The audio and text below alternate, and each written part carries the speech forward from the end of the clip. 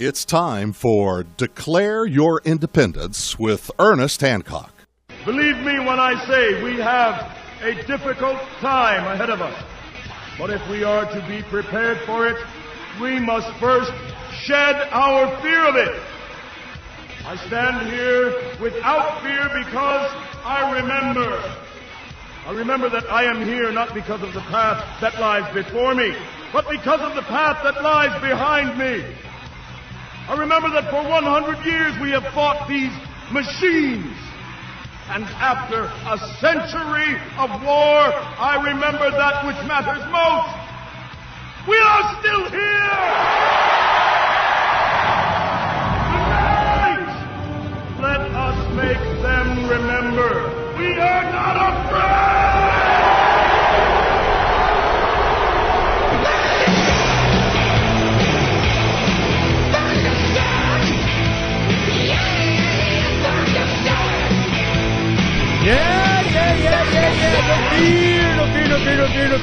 No fear here on Declare Your Independence of me, Ernest Hancock. We have today Daniel McAdams from the Ron Paul Liberty Report. And my first question is, I got to ask this question. You ready for the question? Are we there yet? It's getting so... Everything that Dr. Paul was warning of, and the biggest thing was, if we don't do it now, we won't even understand the meaning of the words of freedom. Freedom is slavery, 1984. I mean, Daniel McAdams, I got to ask him, I go, Daniel, co-host with Dr. Paul on the Liberty Report, and he's been a good friend of the show, and come on when we need him, and we need it. We need you, man. Are we there yet, Daniel? Are we there? Well, as Bob Dylan's saying, it's not dark yet, but it's getting there. And that's how it feels, doesn't it? I mean, this truly feels like the time where the ideas of liberty should prevail. But I think the sense that I have is that they're under attack more than they have ever been. There's kind of a glass filled with opaque glass that we can't see through right now, because we're stuck between two competing ideologies that are essentially the same, which is statism, which is control, which is surveillance, and I think these are perilous times. We should be probably doing better than we are, but we have an emerging right that in many ways is preferable to what we've seen recently, but they also want to dispense with the idea that we need to have a strong philosophical background, that we have to keep the principles in mind as we do things. It's, you libertarians, all you want to do is talk about ideas. We want action. We need to, we need to break down houses and throw people out. We don't care about the Fourth Amendment. That is old hat, So I think the challenges are really ahead of us right now. Well, we have the opposition to immigration enforcement and going after, and I'm wondering how they're selected. Now the president's come out and said, we'll only go if the mayors ask us. Well, who's going to ask and who's not. But what was the expected outcome of doing this kind of thing in a blue city like that? Anyway, it seems like it was intentional. There's something going on, and I'm wondering what the game that's being played is.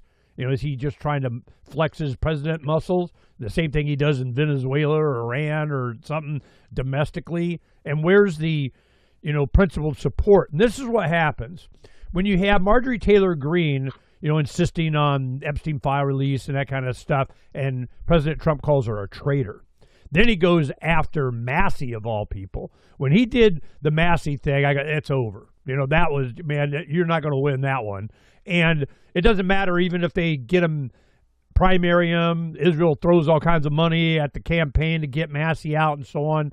To attack Massey and his principled stance on a lot of things, that was a huge mistake. And I'm wondering what the end game on that was. What do you think? Don't touch my Massey. That should be the T-shirt, right? I mean, I was looking at some stuff yesterday because he flipped out again at the prayer breakfast of all places. At the National Prayer Breakfast, President Trump called Massey a moron and said some other things. Massey, who has, I believe, he has a bachelor's and a master's from MIT. He has 30 patents to his name, and he built his house from scratch with stone, quarried on his own property himself. So if that's a moron, I want to be a moron too. But the thing that's there's your T-shirt. I'm a moron too, with a picture of Massey or something. Take me out. Yeah, I mean, but the whole attack on Massey is absurd, and everyone knows it. But I'm sure your listeners and viewers know it too. I mean, he said it himself. I vote with the president 91% of the time.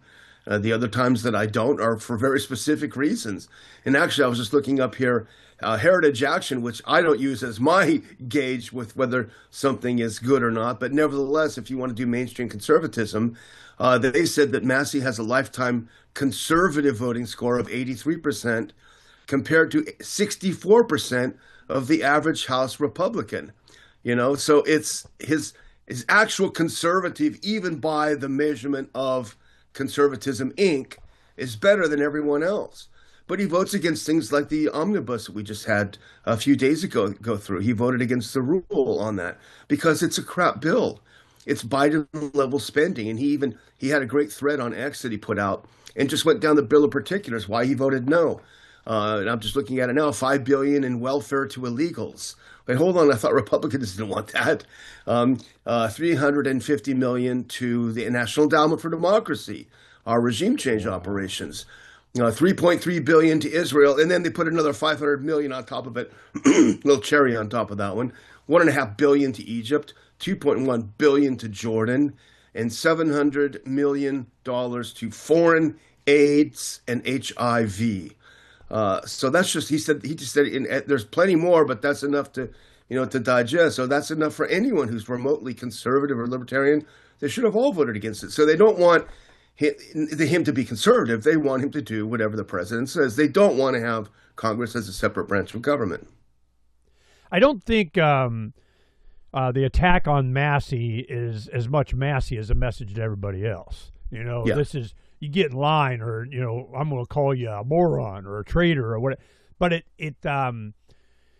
is he really retaining the MAGA base? What is the MAGA base anyway? It's kind of like evaporated. It's not a thing anymore.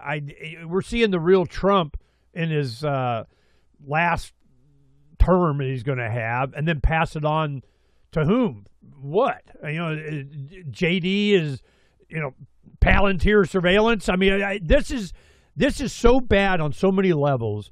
The anarchist wing of the libertarian community is, you're still voting. I mean, why you think politics is going to cure you? Okay, Daniel, this is a really good question for you.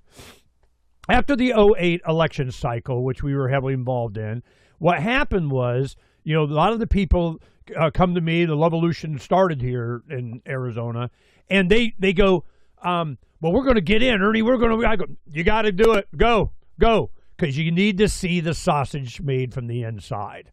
I'm telling you, you're going to get learnified. I've been doing this a long time, since the late 80s, and I'm telling you, they already know what's going to happen. They got their people in place, positions done, and we had the McCain machine here that's still operating. And you go high enough up on the pyramid, it's the all-seeing eye controlling both sides. It's the same thing. You need to see this. And they took over the party. Well, the party right before the Ron Paul Republicans took over the state party here and so on, they took all of the assets and pulled it away from the party and the membership and the precinct committees and all this stuff, and they put it over here with the money, and then made a small group of congressmen and the state chair and so on in charge of the money. You can't have it. It's ours. We got executive control of Bite Me. And once they went through this process to see how it was really done, well, there was pushback. But then they come in and, oh, we're on your side, we're all magged up, or we're something, whatever. It's the same people in charge with the same kind of money behind them, creating a infrastructure to do whatever the hell they want. And when Trump comes out and says, we're going to primary all these guys that don't lockstep with whatever I want, and a lot of times they're the better people like Massey, then Israel comes in and says, oh, we'll fund whatever, we're going to spend them out of business. And I'm like, isn't this what we're supporting, to be against this kind of stuff? And you and Dr. Paul detailing all this, and it's certainly foreign policy and so on. Did we win? Is MAGA for the win, and then where do these people go? And I'm wondering what kind of feedback you're getting from the audience on this, going, yep, you guys are right again, but where does this go in the midterms? And I hate even talking about politics. I'm more general public opinion thing.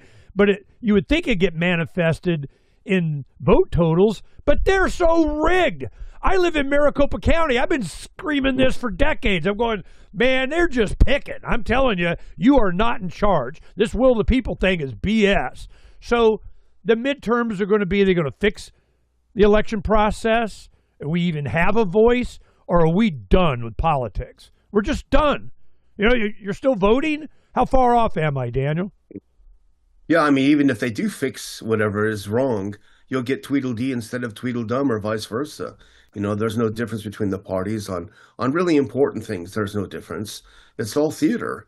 And it was exciting what happened. I wasn't involved in the campaigns because I was working on Capitol Hill in Dr. Paul's office doing policy, but it was certainly fun to watch from a distance, and it was great to watch these young people, as you say, that did take over the party in different states. But what happens, these kids were in their 20s maybe, and then 10 years pass, and they've got to survive. And the big money comes, like you say. I mean, it's the big money comes. And, there's this sort of the left always screams about money in politics, but that's because they want to be able to tell people what to do with their money. But when we scream about it, we talk about things like the donor class. And that's what President Trump has been captured by in this second term more than anything else.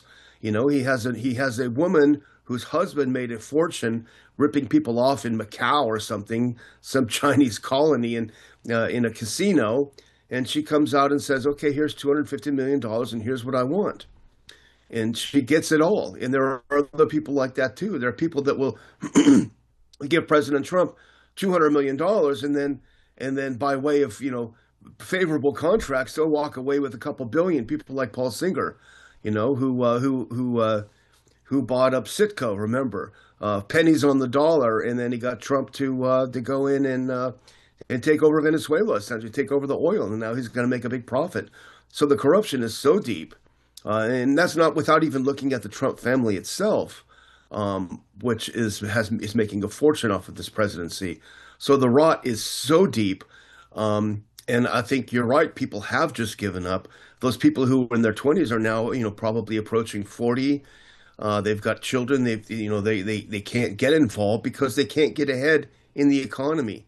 They can't get ahead in you talk about hidden inflation. You talk about stagnation of wages. I mean, it's an absolute disaster. I was just looking at something earlier, and it's I won't get it exact, but Trump has been in the presidency for like 2% of the entirety of our presidency. And he's increased the debt by like 25% or something like this nature, something even more astronomical than that. We're heading for a massive train wreck. And how's it going to manifest itself, you think? I don't know. I mean, maybe we got a taste of it these last few days. We saw gold going through the roof, silver going through the roof. We saw Bitcoin crashing because people at the end of the day panicked and went to precious metals. I don't know exactly, and that's my specialty is more foreign policy, but it felt like a taste of what's going to happen when nothing works anymore. It's like a junkie getting up and getting that shot in the morning and it just doesn't work anymore. It doesn't cure it anymore, and I think that's what's going to happen.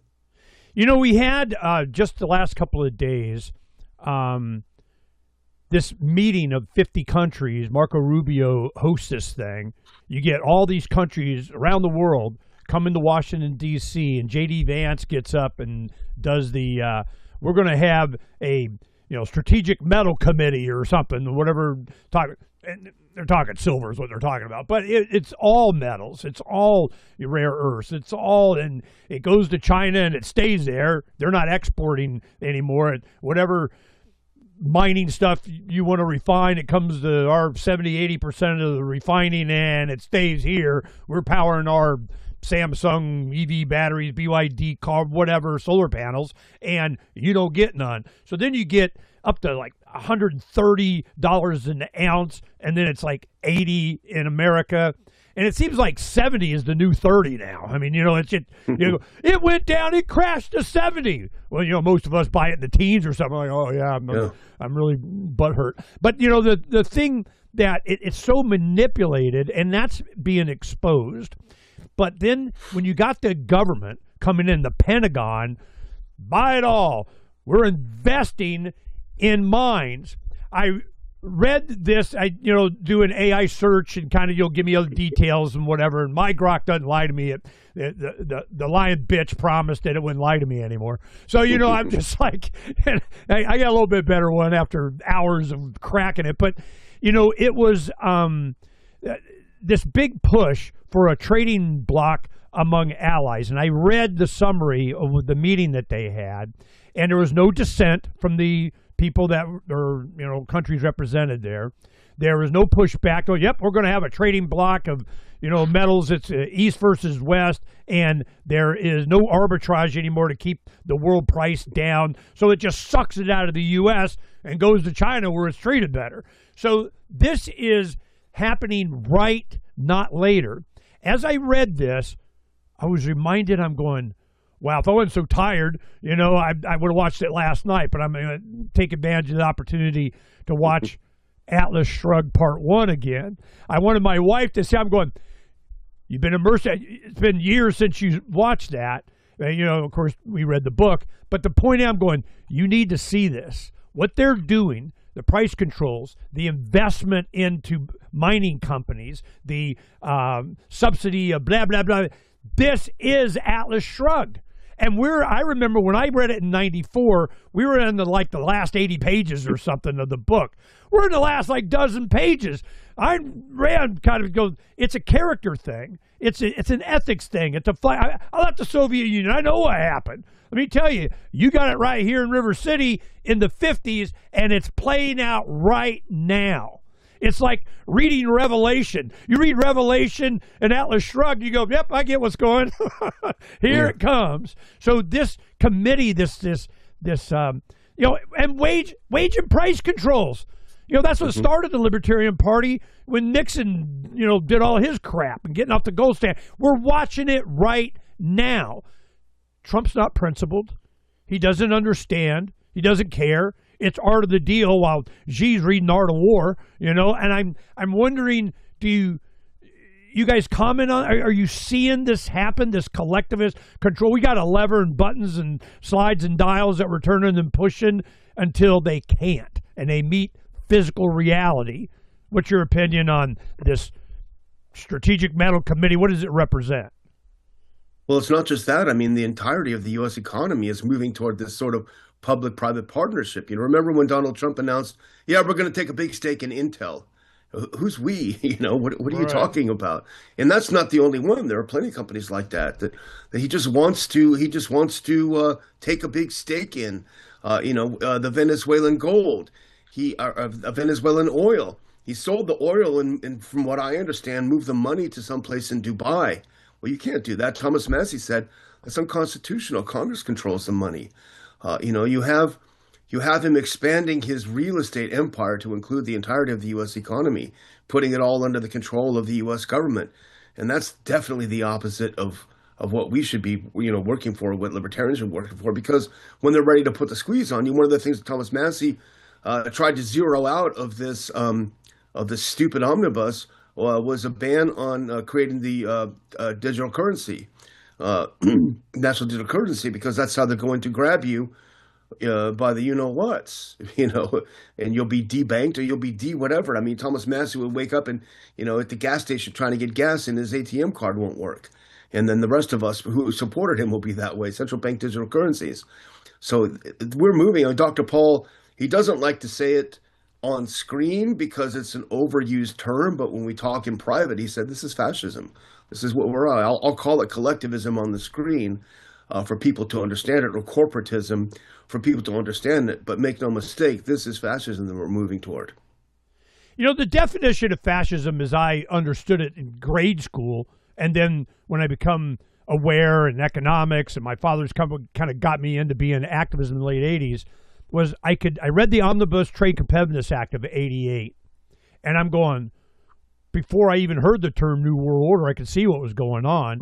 When you mix government and business to the point you can't tell the difference, that is the definition of fascism. And I'm going, well, this is fascist. I mean, you like fascism or not, I mean, you know, that's what it is. So Ron Paul's support comes from just being right all these decades, to like generations. It is amazing. We went to Dr. Paul's 90th birthday party in Lake Jackson, and this last August, and it was so refreshing to be amongst so many, saturated with people that got it, that understood it. But there is a faction, there are people, there are the politicos that still see the liberty community as leverage to get, that's what the Cocopus was always about. We're going to put a libertarian up there to pull from the Republican if the Democrat doesn't get in line and vote the way it's all king-making stuff. And this is just, I'm saturated from all sides by this, and the only true line you see as a principled behavior that you can count on is just reality, the real world, supply and demand, this kind of stuff. Then we get BlackRock buying all the homes and everything. Then Trump comes in. We're going to prevent anybody from buying. It's all this collective fascist central plan crap. You know, this is Soviet Union we used to make fun of in the 90s, the 80s. You know, this 5-year plan garbage. They use the same terminology. And this is Trump administration, people. This is, you know, oligarchs and industries. It's bad. And when you get 10, 20 years in the future and you look back, you go, how did we accept, what the hell? So where's the touchstone? You and Dr. Paul explained it to us. I'm telling you, we publish every word out of your guy's mouth, you know, just to provide that perspective. And are you feeling pretty comfortable in your predictions? And now I want to talk foreign policy because, man, we got armadas, you know, going around, and they bombed Iran. They took over Venezuela. So you got to kind of, fear them a little bit, because I remember Reagan would be all, in the satellites on, they're not live yet on the network, and, missiles launched, details at 11 or something. He'd just do that because he knew he was being watched by the Soviets, and they'd, freak. Trump does the same kind of thing, but it's the big ask. We're going to take over Greenland. It's ours now. Well, what does he really want? I have no idea. It's all this art of the deal crap, but it's with our rights. I am having my individual rights negotiated. We're banning bump stocks. I mean, it's just, you can't predict anything other than whatever he feels is in his or his group or his friends' self-interest. Whatever he was up against, he brings in the deep state. He thinks he can negotiate with them. Is there negotiating with this? How in control do you think Trump really is? Of his own mind or of his administration? Right. I don't know. I don't know how much control he has over anything. As you say, he'll say one thing 1 minute and the other thing the next. And I just get a sense that the U.S. electorate is getting tired of this. I mean, his poll numbers are terrible. There was this great interview. I don't know if you saw it yesterday. It was an NBC News guy. I forget the guy. And Trump said, my numbers on the economy are coming out. They're up, up, up. And the interviewer says, well, actually, they're down. And he said, I know, but they should be up. Why aren't they up? And Trump said, I don't know. So it's bizarre. I mean, he throws things out there just blatantly untrue, easily provably untrue, as someone with a severe mental illness would do, a schizophrenic, who can't discern between reality and fantasy. And he doesn't stop. He's never corrected. And he's surrounded by sycophants who, if Trump grabbed a turd and started eating it, saying it tastes great, everyone would say, "Oh yes, I eat them all the time. They're fantastic." They literally would do that. Pam Bondi, hey, let me have some of that. It's a bizarre situation. And what makes things worse is you have a sycophantic, supine Congress led by an incompetent, Thomas Massey called that, Speaker Johnson is absolutely incompetent, incapable of leading the Republicans in the House. That's why they're going to get trounced. But you have a Congress with no pushback whatsoever against the president, and because they believe it's somehow disloyal because the president demands 100% loyalty. If I say it, that's it. Deus vult. Whereas in reality, you need Congress. You need your own party in Congress to kind of push you back in line. You need people to go talk to the president, at times. And that's just not happening whatsoever. Well, it seems like whoever talks to him last gets, policy. Yeah. Exactly. It's just he's not principled. You can't anticipate. It's like with Dr. Paul. If he was president, I knew what he'd do. I knew what he'd say. I knew, override my veto.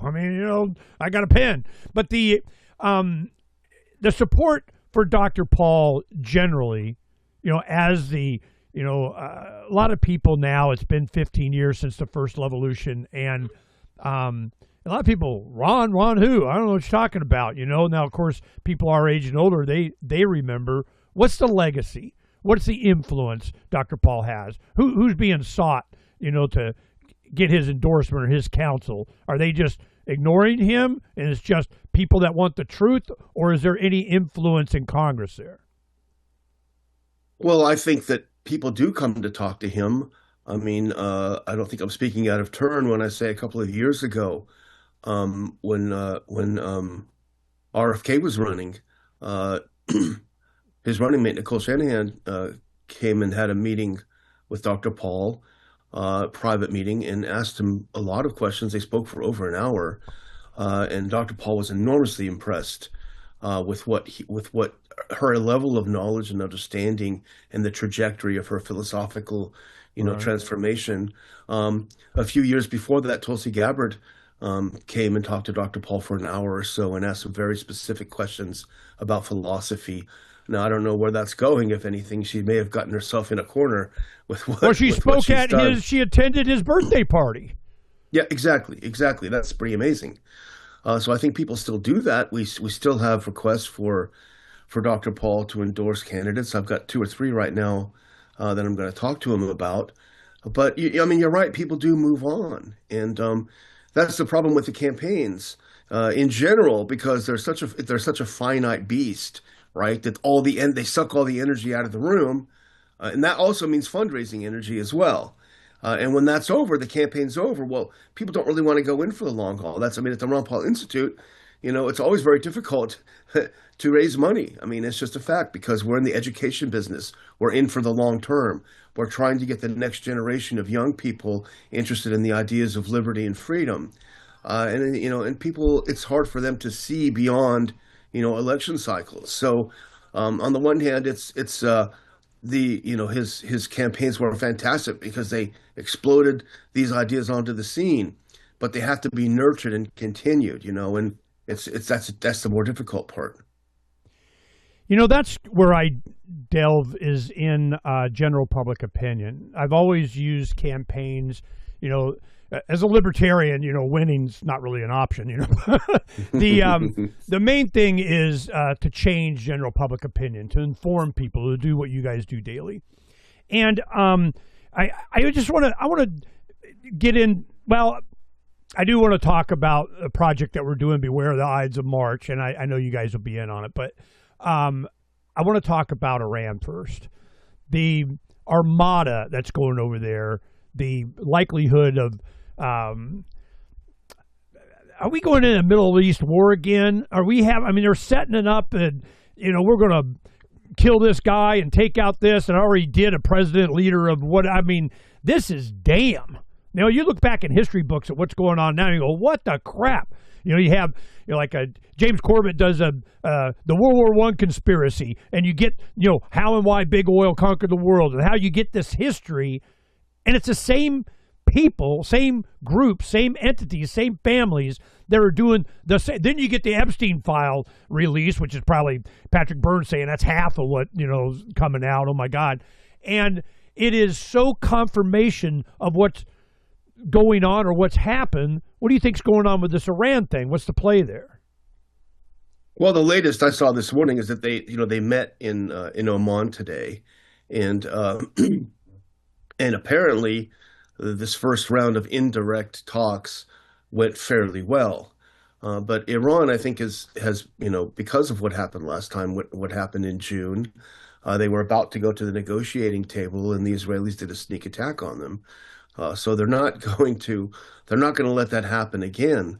What is happening, in my opinion, is happening with Iran, is that President Trump is finally, I think, starting to realize he needs a way to climb down, because the United States military if they go through with this, there's going to be a lot of people killed, a lot of things blown up, the bases blown up, maybe a carrier or some destroyers sunk. Iran has focused its entire, because they view this as an existential war. They view Israel does want to do to Iran what it's done with Syria, what it's done with Lebanon, which is to completely defang, to completely wipe out any ability to defend yourself, so that Israel can bomb at will, which they do every day, and they just actually hit Lebanon with a bunch of herbicides, so they can't grow their crops. Yeah, I just saw that this morning. So this is what they do. They want to be able to act with impunity to create the Greater Israel Project, and President Trump and his people have been dedicated to whatever Netanyahu wants. Now, in the process, of course, if this happens, there's going to be a lot of Israeli Jews killed. But the leadership of Israel doesn't seem to care about that either. They don't care that Israel. I mean, we saw what happened in June. Iran has launched some extremely powerful, extremely precise weapons. There was one weapon that hit in a block in Tel Aviv that knocked out, I think it was 27 buildings with one weapon. They're using hypersonics that can't be stopped. So I think President Trump, someone must have talked to him that understands things. Someone whose name is not Lindsey Graham must have talked to him and said, Mr. President, I'm not sure you want to do this, because he, in his mind, was thinking that Iran would be another Venezuela. Put some pressure on him, get some people in the streets, get some Mossad, MI6, CIA people in the streets shooting people, and the government will fall apart. Because this is the neocon line, Ernie. The neocon line, and we've heard it from Iraq over and over and over. The regime is at its weakest. This is as weak as it's ever been. And it'll be very easy for us to just knock them over. Scariest. Yeah. And they say that about Russia, too. Russia's about to, A, invade Europe, and B, run out of missiles. Okay? Which one is it? It doesn't matter. Truth doesn't matter to them. But I think Trump does realize that this is not going to be in, boom, out. As Alistair Crook calls it, that's what Donald Trump wants. In, boom, out. You grab Maduro, you're out. Tell everyone what a wonderful job you've done. Did it in 4 hours. It's not going to be 4 hours with Iran. It's going to be something very, very different. There's going to be a lot less U.S. bases in the region. Yeah. One thing I heard Trump say, and it just kind of like off the cuff or something, I wondered if you heard it. He goes, we got to bring Cuba back in the Western Hemisphere and freedom like America, kind of whatever. Marco Rubio could be president of Cuba. Did you hear that? Poor Rubio. How many jobs does he have? The funny thing is he's got a lot of jobs, and some of them are important, but he doesn't seem to do it. Isn't it bizarre that you have two real estate developers basically carrying all the weight of U.S. foreign policy and diplomacy? You got Witkoff and Kushner. Wherever there's a problem, here's the dynamic duo of Batman and Robin. They're over in Russia, then in Abu Dhabi, talking about Russia. Then they go over to Oman. They're dealing with Oman. It's crazy. I don't know that I've seen presidents having special envoys before, but generally speaking, you would have a foreign minister, as in Iran, meeting with the equivalent in the U.S., the Secretary of State. I don't think Rubio's ever been involved in any of these discussions in a substantive way. I don't even know what that means, that he's not involved. Well, it means that we're going to have Trump Tower condos on beaches in North Korea. You know, this is a nice beach. I want this beach. Now, the Greenland thing, is that, what is he negotiating for? What is it he really wants? What is he getting? What are they giving up? What NATO going and putting a dozen guys on the beach and saying, okay, we got it now, go away? Or so, I mean, what is the, I know the big ask is, or demand, we're going to take all of Greenland, but what do you think is going to be negotiated for the U.S. with Greenland? The thing that's weirdest about this administration is that nothing ever actually happens. It really is like the Truman Show. Don't you remember when President Trump, like earlier last year, he signed a deal with Ukraine for all of these rare earths minerals? Well, where are they? No one's even talking about it. None of these things happen. He solved 8 wars. Well, actually, you didn't solve any of those wars. You had nothing to do with it. Even the Indians said he wasn't involved at all when we settled this thing with Pakistan. It's nothing ever actually happens. It's all a movie. It's a play. And frankly, I think it's sort of driving people, myself included, insane because nothing seems real anymore. And I was on someone's show last week, and they said when this Greenland thing first came up early in the administration, we just thought, he and I agree, we just thought it's just one of Trump's things. He just brings up goofy stuff sometimes. And it used to be endearing. I just said something off the cuff. But it turns out he meant it. Well, that was 2 weeks ago. We haven't heard anything about it. He meant it. He said, I'm going to put these tariffs on Europe if you get in my way. And all of a sudden the market said, I don't think so. The bond market said, I don't think so. And he had a panic attack and backed down and said, I made a deal. Thank goodness it's all over. Everything's great. But nothing actually ever happens. The same is true with China. He wants to go over there and kick Xi in the groin and then expect them to just, we'll be happy to do business with you. It's not working that way. So every time he does that, every time he threatens them, they're not going to be threatened by him. So this is sort of the, there needs to be a slogan for it, but the administration where nothing actually happens. Well, I tell you what actually happened when he did the seizing assets of Russia. That really amped up the BRICS, whatever, and then they came back with this. They go, "Yep, we're creating this tokenized whatever, renminbi, yuan, something tied to gold.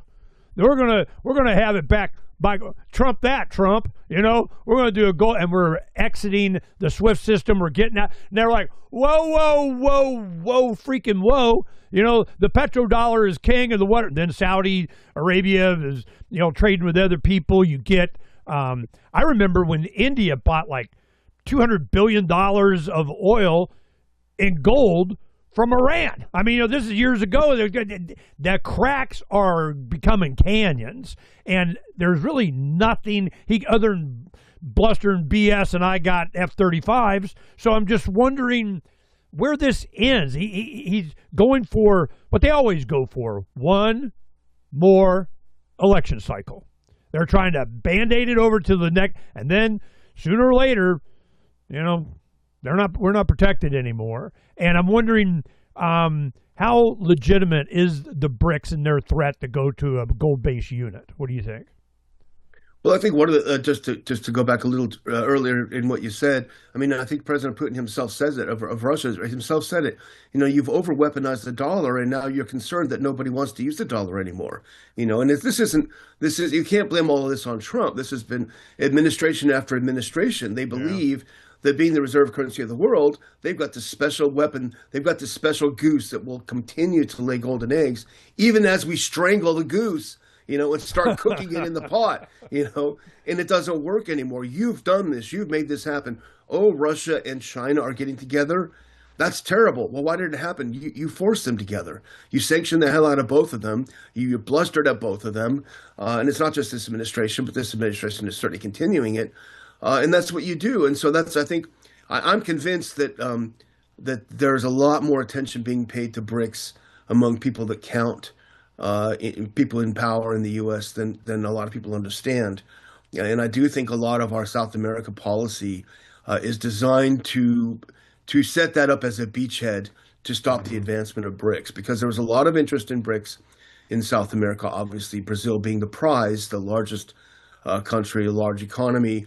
But I'm convinced now your viewers and listeners may be divided on this, but I'm absolutely convinced that the Javier Milei phenomenon was a CIA phenomenon to put someone in there who would be supplying, who would say how high when America says jump, to prevent BRICS from continuing on in an important country. We've seen Honduras as well. There's been an election where a U.S. puppet is in power. You see the same thing in Chile now. I think there's an absolute move in South America to stem the tide of BRICS advancement. Well, Brazil was part of this meeting with hosted by Rubio in D.C. last couple of days, and they didn't dissent. Yeah, whatever, man. Pinky swear. This Donroe Doctrine, Western Hemisphere domination thing. What should we be doing as a country? You can't even say largest market or consumer market anymore. We don't know. I don't believe anything they say anyway. But what should be our foreign policy? What should we be doing? How should we? I just want my rights protected. I just want to be left alone. That's what I want. Government doesn't work. I want my money back. Yeah. This is pretty much my thinking. But what do you think would be a policy that could be enacted and would start us on the road to recovery right, not later, right now? This is, we're done. We're not done rowing anything. We're going to what? What should we do? We saw that early on with Elon Musk and Doge. Everyone had, and that was also theater, wasn't it? It was total theater. Nothing ever happened. Nothing was cut. But it gave the impression that it was being cut, and that attracted a lot of libertarians to Donald Trump's campaign. But the idea is we're going to go through the Pentagon, we're going to go through AID, we're going to go through the State Department, we're going to go through all of these organizations that are just sucking the money, sucking the life out of us, and we're going to shut them down. And then you have the AID budget being hidden in state. It's actually even worse than it was when you actually had a separate AID budget where you could see where the money was going. You have things like the National Endowment for Democracy, which I was just mentioning earlier, fully funded. So the whole thing is a charade. Our foreign and policy the Department of simply, Education. I thought we were supposed to get rid of that. Yeah, absolutely. And we're so this close, supposedly, and it's fully funded. The foreign policy we need to have is non-interventionism. We don't bother people. We don't push them. Ironically, I think the model of foreign policy, absent the role of the state in the economy, is the Chinese foreign policy. They don't go to Africa and say, hey, you got to elect this dude. I don't like this guy. You need to have these kinds of rights and don't have those kinds of rights. They go in with money and say, hey, you want to build a dam? Let's do it. Hey, you want to do this? Let's do it. And they've done that they were doing that in Venezuela. That's one of the reasons why he had nabbed Maduro. They were very active doing a lot of business in Venezuela. So that sort of thing, minus the government involvement in the economic part, but just not pushing people around and not spending $1.5 trillion on a military budget that buys buys some very, very expensive boutique weapons that don't work, that don't match our needs. The entire procurement process. You mentioned the junky F-35s earlier. That's just an example. That's the poster child of what our money goes to. It goes to crap. It goes to junk. It goes to appease political special interests. It's built in all 50 states and in 5 foreign countries. Everyone gets a piece of it, and it turns out to be a piece of something else. This is what I'm building up to, and I wanted to talk to you about. We can do it off air, but we'll do it on air. It's a fundamental, basic understanding of what this is all about. That's why my show is called Declare Your Independence, because it had such an impact on me. Not the Constitution. The Bill of Rights kept us from going into another revolution. You might as well just get your rights violated by the 3 branches together, and you find yourself in a free speech zone constitutionally, kind of thing. So I'm just... It's like they don't care. They're not bound by it. They have, all kinds of declaration, executive orders, and they go to the court and back and forth, and ouch, quit it, and I don't care.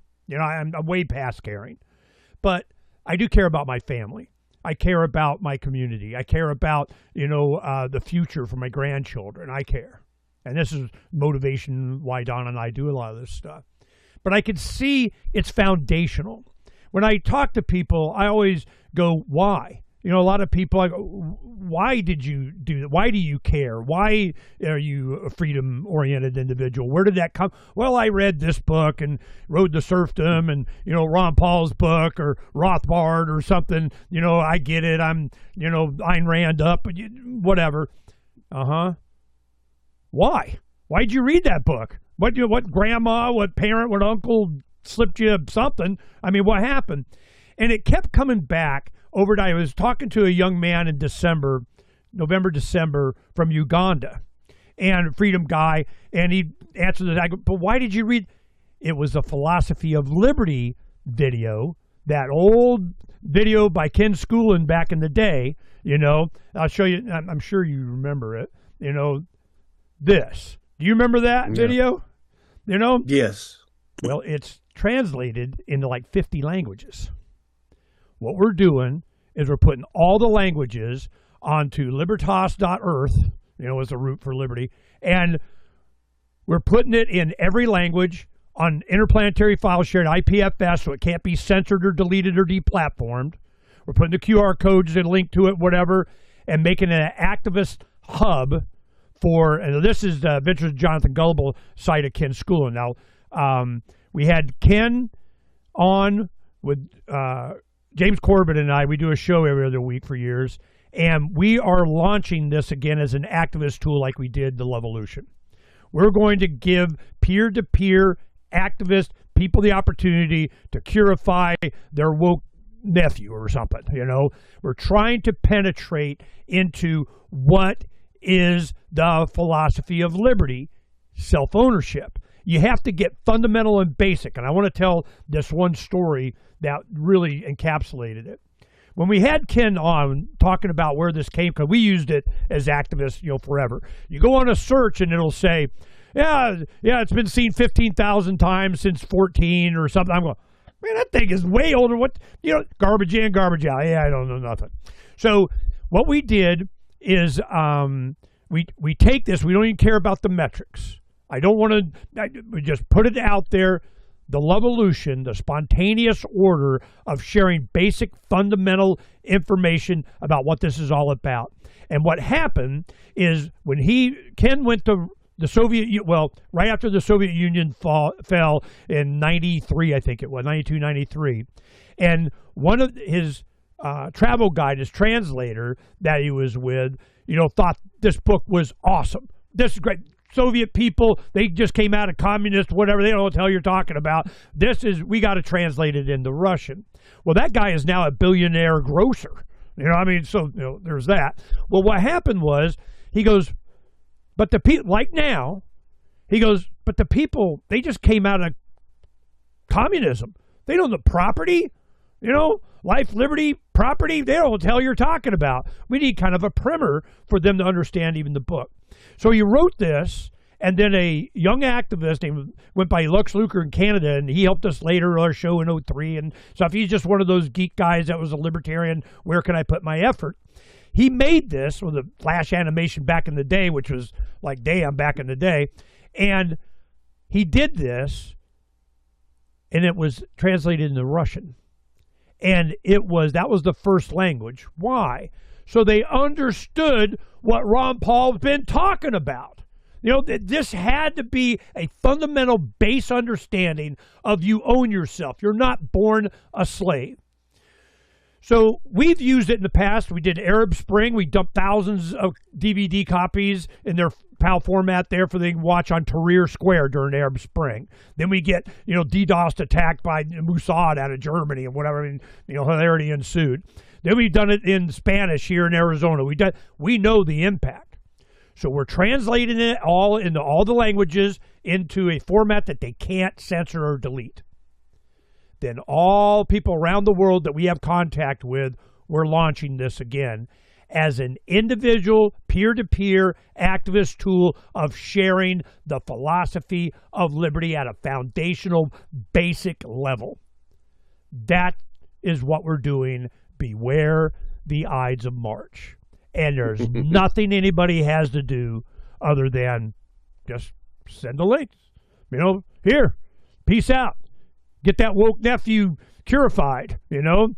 That's our goal. That's what we're doing. I want to make sure you guys at least knew about it. We got Doug Casey and Matt Smith on, and Liberty International and students, you know, for the crowd. Here we go. You know, Mary Ruart, Ken Schoolen, you know, Yasik, president of Liberty International. We know all these people, and definitely we want to get far enough along. That's one reason I want to make you guys aware of it, because I'm not done yet. Here we go. So this is another tool, FYI. And the reason I bring this up is because I wanted to make sure that we got your opinion on this foundational activism. What Ron Paul experienced, I know he was surprised, and I wasn't. I was like, watch this.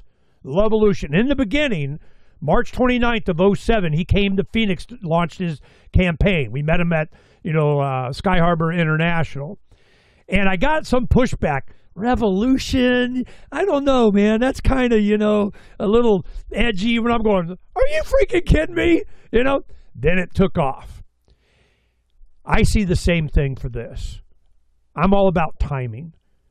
It's time to go fundamental, to go basic. We are an entire generation of people coming out of communism. This, we have been inundated. We need this kind of understand, which is what Ron Paul did, but we need to have it capsulated, you know, a splinter in the mind.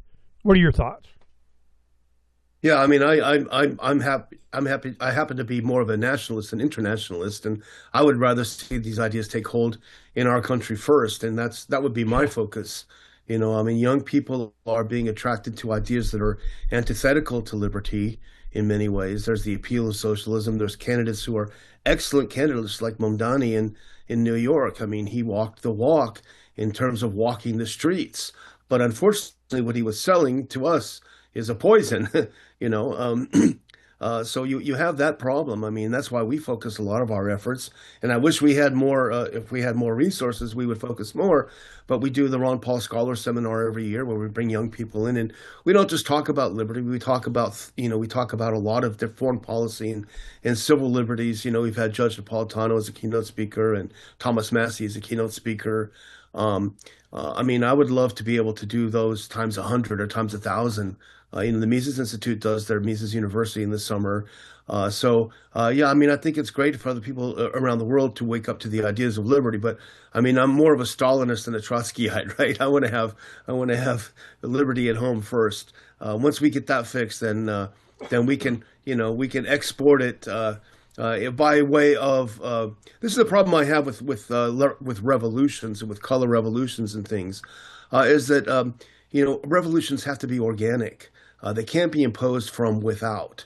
And that's what the regime changers don't understand. They know how to destroy countries. They know how to destroy places like Syria, places like Libya. But the actual change, long-term change, comes in an organic way. You know, it's an organic evolution rather than a revolution, rather than 1789, off with their heads. You know, so I think if we can get our own houses in order, we will be a great example for the rest of the world because we'll be more wealthy. Right now, we're getting less wealthy. The Chinese are getting more wealthy. Ironically, they seem to get it. They seem to get capitalism better than we do. So I think it's a great idea. But I really want to focus on getting young people here as well, jazzed up about the ideas of liberty. Well, it's going to start and get heavy here. My opinion is that, you know, for people to live it or to understand it, it's when you can teach it, when you see the response, when you're going on social media, because it's not just America. I don't see this as a national thing anymore. You know, I mean, you want the light on the hill, be America kind of deal, but you become more expert when you can teach something, you can share something, you become much more competent, more confident in it. You see the feedback. You're having the influence. We're going to do this, and it's just like with the Levolution. It wasn't until like May in Iowa in 2007 where Ron was like, thanks for letting me join your Levolution. I mean, it's kind of, you have to, demonstrate it. And that's why I didn't go to you guys first, because I know what you're doing. You keep doing you. I just want you to know that we're taking this to the people worldwide, because I'm seeing it manifested worldwide. We are under attack worldwide, which brings us to the Epstein files. What have you guys gleaned from that? Well, it was an international intelligence operation, right? To get people worldwide, powerful people worldwide, on the hook and taking advantage of their most base instincts. People that are, unfortunately, we're all morally flawed. But if you have someone who knows how to leverage those flaws in a way that can get them on the hook to do what you want to do, at least that's how I see it. And I think people that are in power, that have power, they tend to have more moral challenges because they feel themselves to be somehow immune to the laws of gravity, of moral gravity that restrict the rest of us, and you see it on Capitol Hill. You see, people sleeping around and doing all sorts of stuff they shouldn't do because they feel themselves to be enormously powerful. So I think it definitely was, and I think it's pretty hilarious when you have people like, this guy from MI6, Steele. Remember the guy, the Steele dossier, the guy who fabricated Russiagate? He came out and gave some quotes to, I think, the Daily Mail, saying, no, this is all run by Putin. This whole operation is run by Putin. No, man, it's run by the Mossad. It's run by the CIA. It's not run by Russia. So yeah, I kind of hope that it really shakes things up and makes people realize that our ruling class are literally devils. I mean, they literally are devils. They're right. Devil worshippers. They're evil, satanic people, and they don't deserve. Yeah, literally, and they don't deserve any respect. They deserve contempt. People.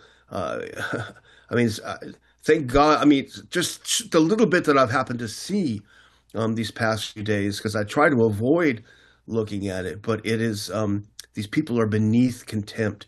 I mean, some of those pictures inside of this Epstein's house, the satanic sculptures and all of this. I mean, they're literally demons walking among us, feeling that they should be able to rule over us. But I think if we have the power of truth on our side and of goodness, and of Dr. Paul would say good moral character, that's number one.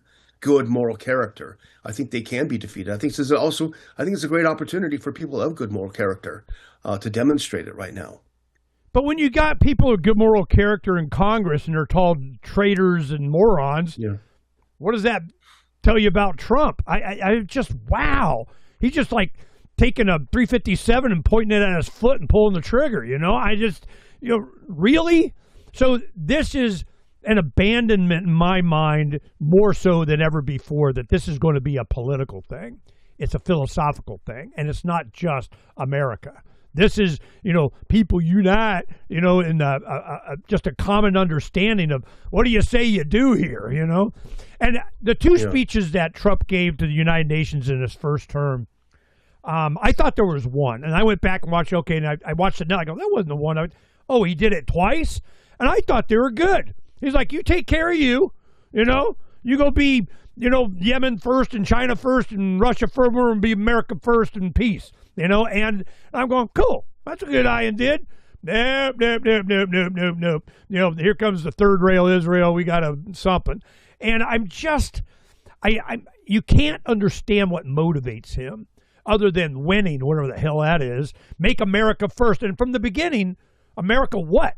America Inc., America Geography, America Government, America, the people. What the hell are you talking about? What's great? You got your big penis missile. I mean, I have no idea what they're talking about. What do you think they're talking about when let's make America great again? What does that mean? It's like it's like a Soviet slogan. It really doesn't mean anything. It can be used to mean anything. Lindsey Graham, we're going to make America great again by invading Iran. It's one of those things that can mean whatever you want it to mean. And it's a terrifying thing that we've become subject to these meaningless slogans. But you talk about good moral character. Marjorie Taylor Greene was on a show recently, Kim Iverson's show, I think it was. And I trust that she tells the truth because she certainly paid the price. But she said on a phone call with President Trump, she told him, I want these files released. And he said, they can't be released. They will hurt my friends. And the answer would be, well, why the hell do you have friends like that? I mean, I wouldn't invite some freak into my house with the devil worshiping and, and some kids by his side. I mean, why the hell are these people your friends? That should be the next question. So I think he's unfortunately a person that does not have good moral character. And that's a problem. Do you notice how he always talks about, I want to get to heaven. I got to get to heaven.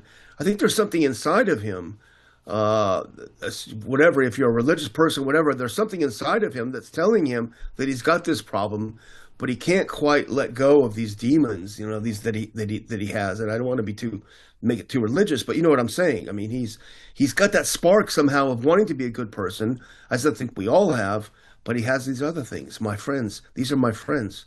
That's a big problem.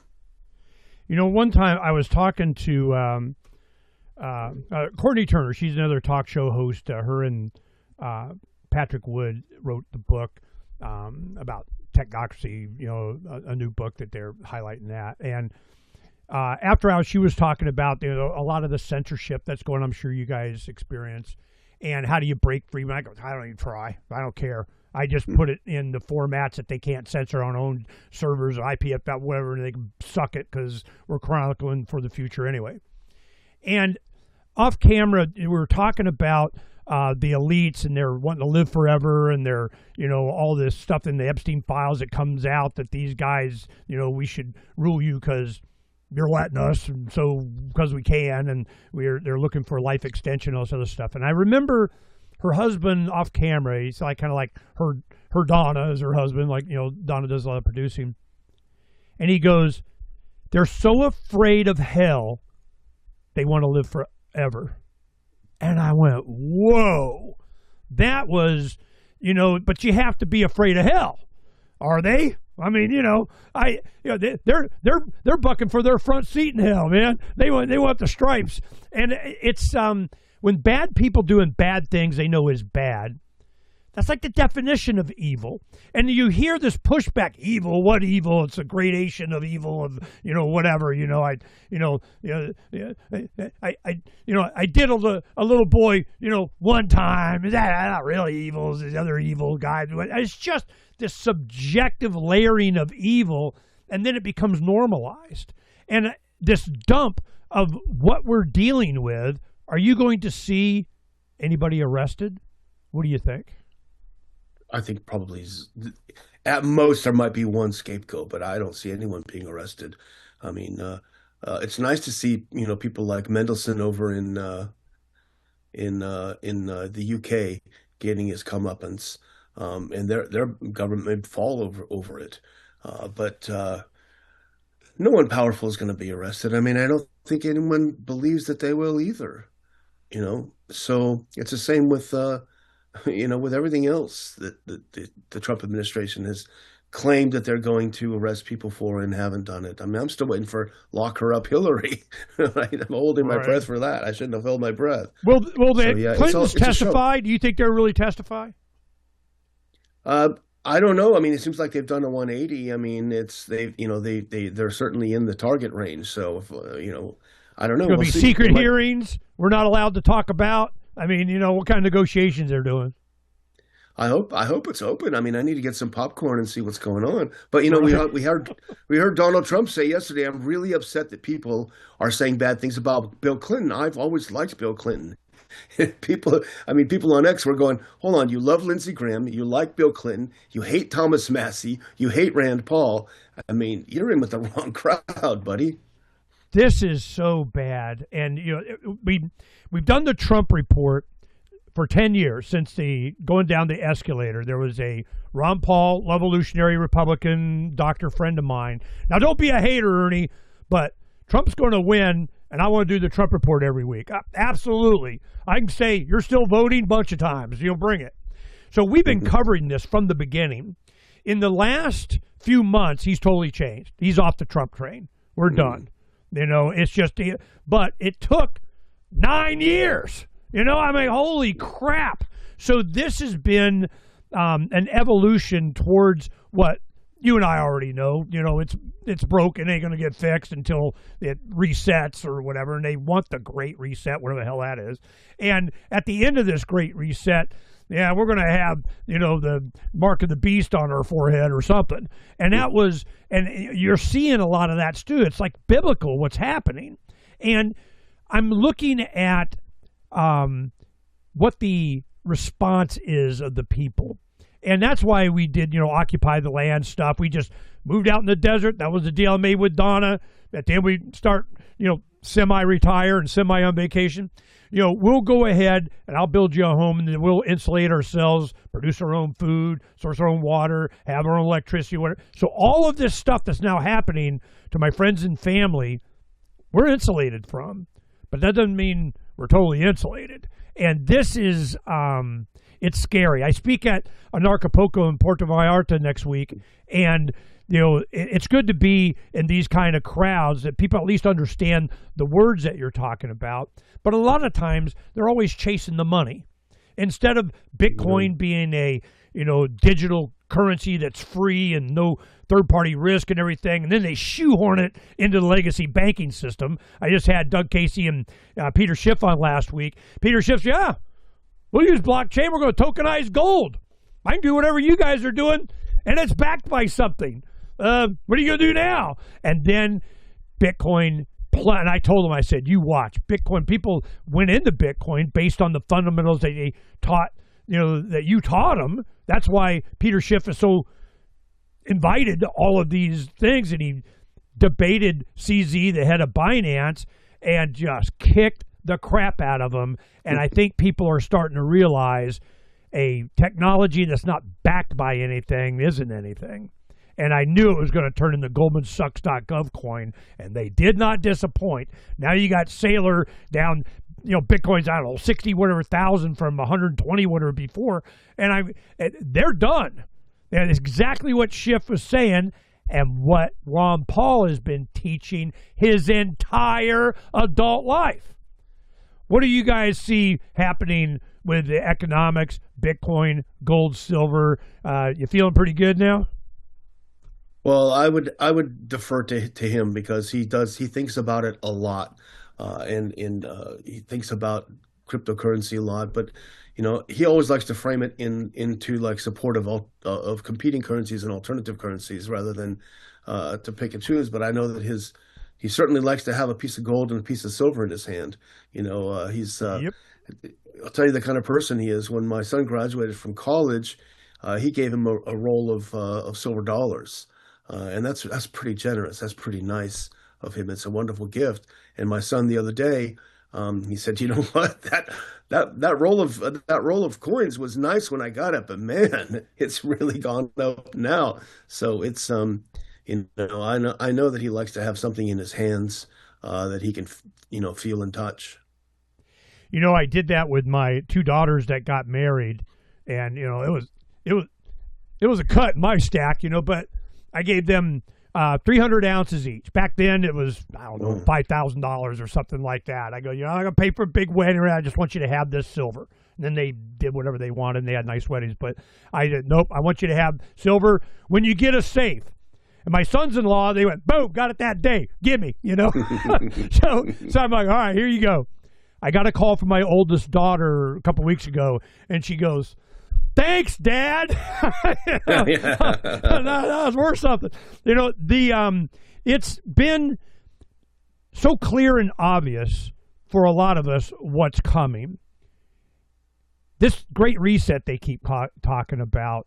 I'm for. I got a greater reset for you. The people just gonna wake up with what's up. Do you see America is the core support for the Levolution and Ron Paul's rhetoric and advocacy for individual liberty and self-responsibility, all that? Is it growing? Has it left? Are they looking for greener pastures? Are they wanting to be part of the MAGA club? Are they good? Or has the Levolution and the mindset of what's coming and why, is it growing? Is your influence more, less? How are you measuring or metrics on that, or do you even care? I think the second Trump administration has been difficult. Dr. Paul was enthusiastic from what then candidate Trump was saying about not meddling overseas, about Doge, and about all these things. And although he didn't endorse Trump, he was enthusiastic, and we were very positive early on about things. But things went south very, very quickly. Doge turned out to be just a showmanship. But what he was able to do was co-opt the Libertarian Party and many prominent libertarians into really endorsing. And now I think there's going to be a period where I think those people have lost some legitimacy, where they have some problems now because they jumped in with both feet. But I think there is a lot of frustration. But when we started criticizing Trump, and we held our tongues, trust me, there was blood pouring out of our mouths when we were holding our tongues, just hoping that what we thought we were seeing was not true. And other people like John Whitehead, a good friend of ours, they were out the gate being negative, and we thought, okay, they may be right, but let's give this thing a chance. And it just became to the point where we couldn't not say things, and it's hurt our show. We've taken some. I'll be very honest with you. Everyone wants to say our show keeps growing, but we've taken some hits. We've been on Rumble, which has been very pro-Trump and pro-Israel, etc. And although it's a free speech platform and it's a great platform, but our audiences, they don't want to hear it. And I don't know how Ron Paul does it, because it's kind of the story of his life, isn't it? He'll say stuff that people don't want to hear, and they'll put their fingers in their ears and jump up and down and scream, and then he'll be right, and then they'll say, "Oh gosh, you were right," and then he'll say it again when it happens again, and they'll scream at him and everything, and then he'll be right, and it's the same thing. So we're in a cycle now where I think people are starting to come around a little bit to understand that what he's been saying, But everyone wants, politics is our national sport, isn't it? Everyone wants to be on Team Blue, Team Red. It's all fun and Team games. Freedom, how about that? Yeah, that's what we want. Yeah. So, yeah, it's hard to predict what's going to happen. Dr. Paul is an optimist. I'm a little more of a pessimist, but I tend to feel a little bit better now. I feel like people are starting to come around and understand that principles matter over, whatever this current regime is we have. This is why this Philosophy of Liberty project is something I'm getting off my butt for. Because we're comfortable doing, we're building, we're busy. And I go, nah, I can't let this opportunity go by. I know this is going to have the impact that I want it to. So we're going to do it. And I just want to give the head. When I give you this, I had some financial supporters that I went to them in, I think it was February of 2007. And I said, I don't need any money. This is not going to take that much. We're going to start this, like $2,500. We rented the facility and we started making signs. And I go, you'll come to me. Just wait. Watch this. We launched the Ron Paul Revolution. When that happened, nobody believed me. They were like, crazy Ernie, what did you do? Again, here we go. And I did the same thing. I contacted all of our activist friends. We're going to send you the signs. Here's the templates. Here's the logos. Now take pictures of you in front of Rockefeller Center and Fox News in Manhattan, the Statue of Liberty, the subway, around the country, different whatever. And I go, watch this. Mm-hmm. By March, April, May, boom! And I go, people don't see it because they're not down here. They're not on the street. They're not talking to people. They're not street activists. I'm telling the world now and our audience now what's going to happen, just like I did with the Revolution. I'm going, look, watch this. Well, watch this for exactly the same reasons. That's why I'm such an optimist like Ron Paul. That's why I knew I could support him, put my head down and plow, because I didn't have to make excuses for something stupid he did or said or something like that.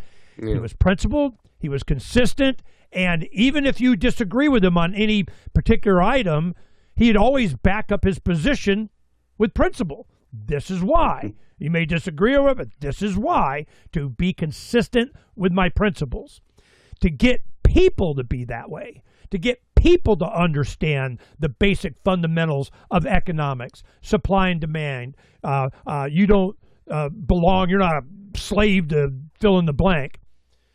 These have to be done, or whatever you accomplish doesn't stick. It never does. You have to have a culture, a philosophy, a goal, a moral standard, a character of a people to be worth God saving. There's no atheists in foxholes. Well, I'm telling you what, we're digging a foxhole. Here it comes. So I'm wondering in the future, how long do you think Ron Paul's going to get? He's 90.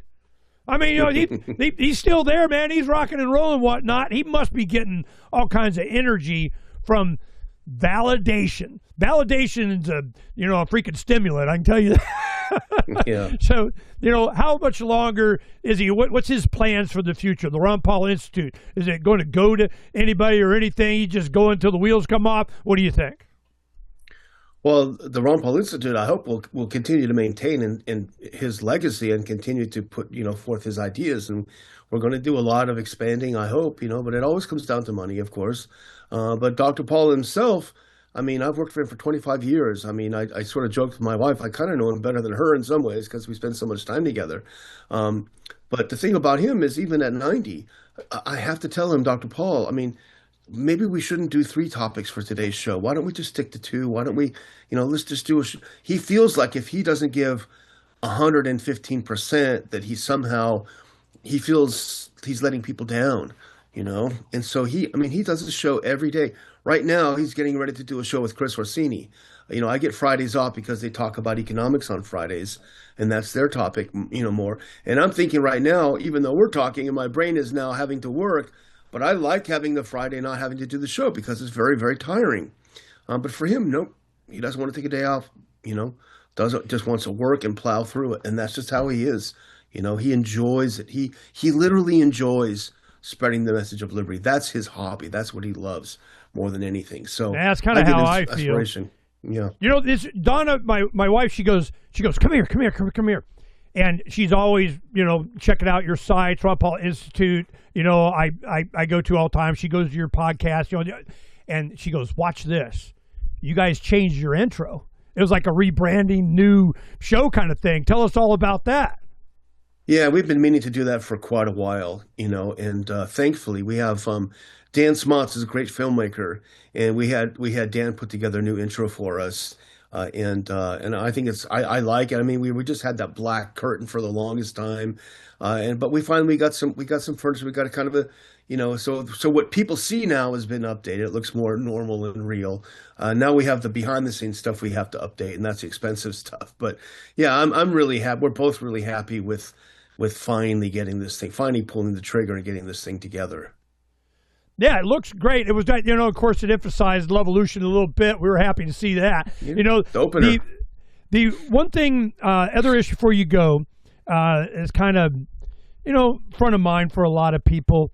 This Dan Bongino thing, him leaving, then coming out. Well, you hired me to kind of retain the documents, made sure they didn't get shredded. That's all I did while I was there, to get off my ass. And I'm what? There was so much hope for Patel and him with the rhetoric that they were doing, and then they just turned into Bondi. What do you see about the state of the FBI and Don Bongino? Is he ever going to regain his popularity? Should he? What do you think of that situation? Well, I sort of have a kind of a personal stake, I guess you'd call it. Well before he was named as deputy director, on X, he said something, and I challenged it. I think I accused him of being a grifter. This is a few years ago, and because Conservative Inc. is a grifting, that's what they do, right? Mm-hmm. He blew up at me with such ferocity and such personal, literal physical threats, that I thought this person is unhinged, and I blocked him because I was afraid of this guy.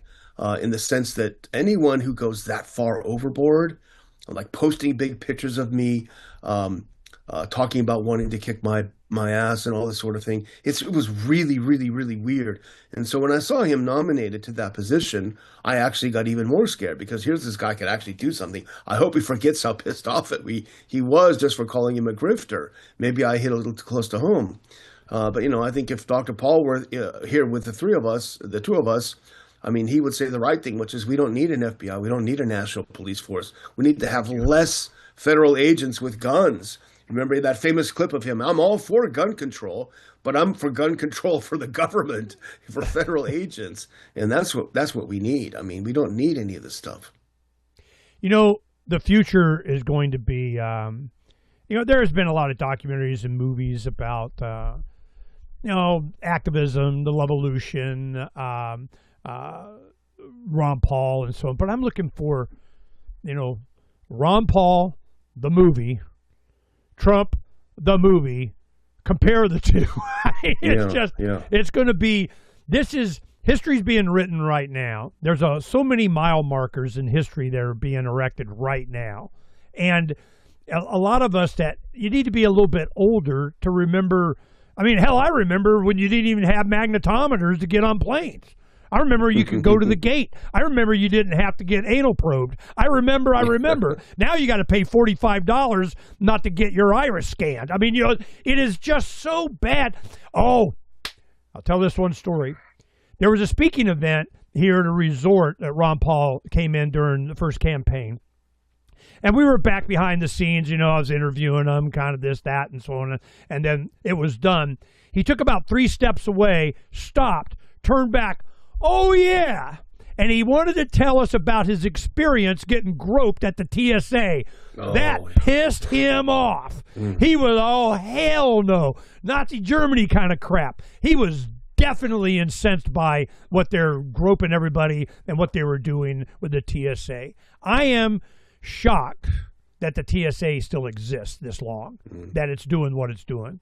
And them, but you get to keep your shoes on now. You're free, I was like, wow. What is his views? Do you have any TSA hate? Does he bring that up a lot? He won't fly. I mean, he just won't fly. He won't do it. He won't put up with it. So he just doesn't. He just doesn't fly. So I always opt out. You want a private room? Nope, everybody gets a seat. Go for it, man. Till you feel resistance. Oh yeah, sometimes they lift your heels off the ground. I'm like, damn. Yeah. It's so. We're not in. You're old enough. I mean, you're in your 60s? Probably. I'm getting old. I'll tell you that. I'm not getting younger. Well, but you remember. The atmosphere was different in America. And these 20-somethings, even 30-something-year-olds, they don't remember. They don't know. Freedom. They think they're free. They're told they're free. America land of the free kind of thing. Are we? Let's put it this way. I'll leave you on this question. America right now, during the 70s, we had Vietnam. Then we got Watergate. Then we got, even back then, in the 70s when, we're off the gold standard, gold and silver is getting stupid and everything. What level are we now as then other countries? Right now, are we 70s Russia, China, United Kingdom? I mean, what do you think? What's a comparison to where we are now? Yeah, that's a good question. I don't know how to answer it because we also have the addition of technology that makes everything so much worse. So it's difficult. I mean, things were bad in the Eastern Bloc, but there were places to hide. There aren't any places to hide anymore. Right. Where do you hide? And, it's gotten to the point to where now hiding or going somewhere, you don't like it, move. Where? The battle is here. The battle is now. It's a love-olution. It's people are compassionate and care and have empathy for their fellow man, and I'm wanting to support that because what else am I going to do? I got 12 grandkids. This is, what did you do, Papa? During the, freaking takeover of. Me and Grandma were busy. You're busy. Daniel McAdams, Ron Paul, The Liberty Report, Ron Paul Institute. I'm telling you, we need you guys more now than ever before to help describe, define not only the problem, the solution. It's individual liberty, exercising your freedom. Give me a exit on promoting all your stuff, what you want to make sure people know about and need to check out, and anything that you didn't share with the audience that they need to know. Go ahead, Daniel. Okay, sure. RonPaulInstitute.org. We put up a few articles a day. We put up the Liberty Report on the show. We do the Liberty Report live Monday through Friday at noon Eastern Time. We're live on X and Rumble. Soon we'll be live on YouTube as well. So check us out there. We do a couple of conferences a year. We've got a spring one coming up down here in Texas, and we usually do our late summer in Washington, D.C. This will be our 10th annual summer conference in Washington, D.C. As I mentioned, we do the Ron Paul Scholar Seminar for undergrads and grad students. We would love to, we're all about getting people together, and that's why we do our conferences, because, as you said, just like Anarchapulco, which I was attending once, you got to get together with people. You got to have a physical presence with people and get to know them. So love to see all of your fans as well there at one of our conferences. It's like, for freedom-oriented people, you want to support that which you want to see more of. Daniel McAdams, Ron Paul, you need to support all that they do because you want to see more of it. Just by the support. How much impact will it? Don't know, don't care. You support that which you want to see more of. It's that simple. And they've been supporting our individual liberty and our freedom and everything that America was supposed to be. You want to make America great again? Make it free. That's what's going to do it. Daniel, thank you for coming on. It was great for you to get up on your day off and us do this, but we had a little bit of fun, so it'll start your day good. Daniel McAdams, thank you very much, sir. Bye. Thank you so much, sir. Take care. Bye-bye. You too.